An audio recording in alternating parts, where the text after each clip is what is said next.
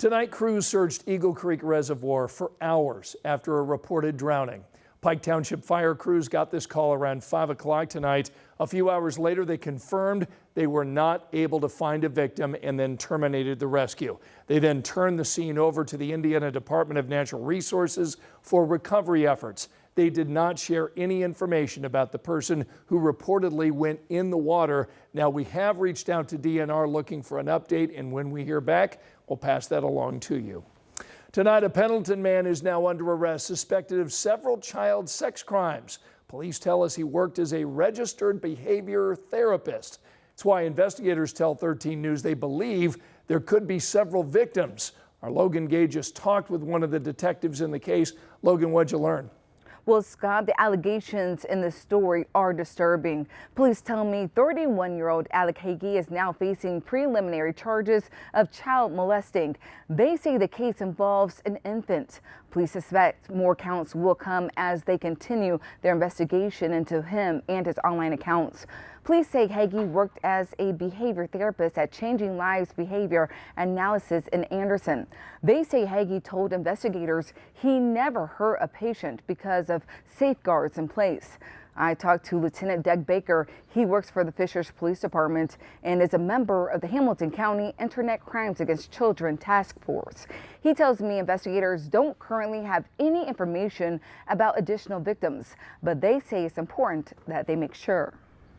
He has a position that works with children of a vulnerable area of our society, so we want to make sure that everybody's protected and people who can't speak for themselves, that we're there, we can speak for them. Police say Hagee is no longer employed at the Anderson facility. They say leaders there are cooperating with the case. I reached out to Changing Lives Behavior Analysis for a comment, and we will update the story when they get back to us.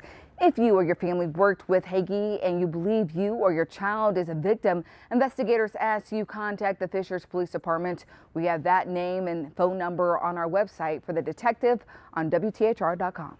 All right, Logan, thanks so much. And tonight we're getting new perspective about that deadly police shooting that took place here in our city.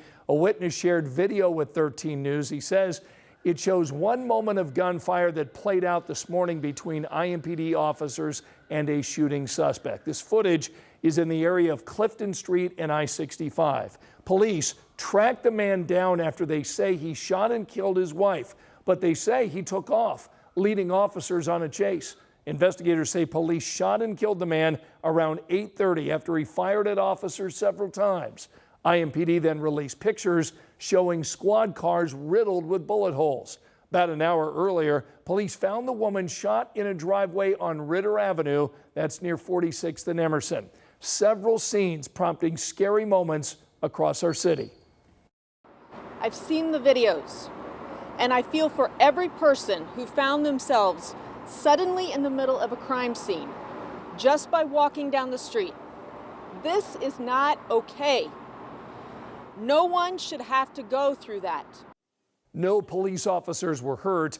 Right now, police are working to gather video evidence from the chase that took place this morning. So if you saw or heard anything about this incident, please reach out to IMPD. Tonight, a former IMPD officer is under arrest accused of child molestation. State police say the alleged crime took place while he was an officer. The investigation started when state police got some information about suspected abuse dating back several years. According to Metro Police, the man retired last year. A federal grand jury just indicted a former Kokomo police officer. Sinmi Asomaeda is now charged with sexually assaulting a 14-year-old girl and lying to try to cover it up. That's according to the U.S. Department of Justice. He's also facing charges in Howard County. Now, as we reported last year, he was a probationary officer and was fired by the department. I want you to take a look at this tonight. There is a $5,000 reward in place for information about a gun store burglary. This happened in Noblesville. All of it caught by security cameras. All of this unfolding on July 4th. So according to the Bureau of Alcohol, Tobacco, and Firearms and Explosives, someone drove a car into the front of Hoosier Armory to get inside. Investigators say that 5 people made it in. They say the group stole a gun and other merchandise before taking off. That case is currently under investigation tonight by Noblesville Police and the ATF. Angela? Scott, dangerous heat. That means another weather impact alert day tomorrow, and we have added Monday, Tuesday next week as well. Heat index values topping 100. We encourage you to hydrate, find the air conditioning when you can, and consider altering those outdoor plans. Maybe move them to earlier in the day. 93 this afternoon. Our morning low was 75, so we're not getting any relief during the overnight hours either. And right now it's 84 under clear skies. A dew point of 74 means it still feels like 91 degrees after 11 o'clock tonight.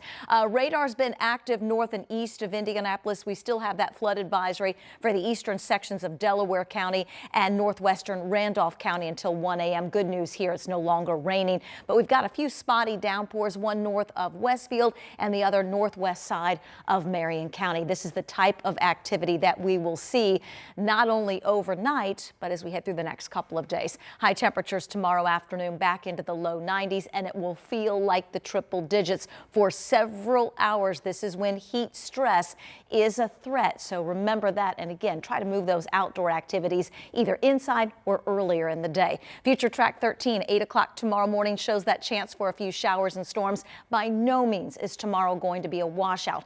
Will these storms and downpours at times interrupt your outdoor plans? Yes, but they should be brief. And as we get into Saturday, more of the same. Chance for a few scattered downpours Saturday, even into Sunday this weekend, and it stays warm and muggy in the 7-day forecast. With slightly more coverage of the rain chances expected this weekend, we'll drop those temperatures into the upper 80s Saturday and Sunday, but the low 90s are back with those triple-digit feels-like temperatures. We go back to weather impact alert days Monday and Tuesday.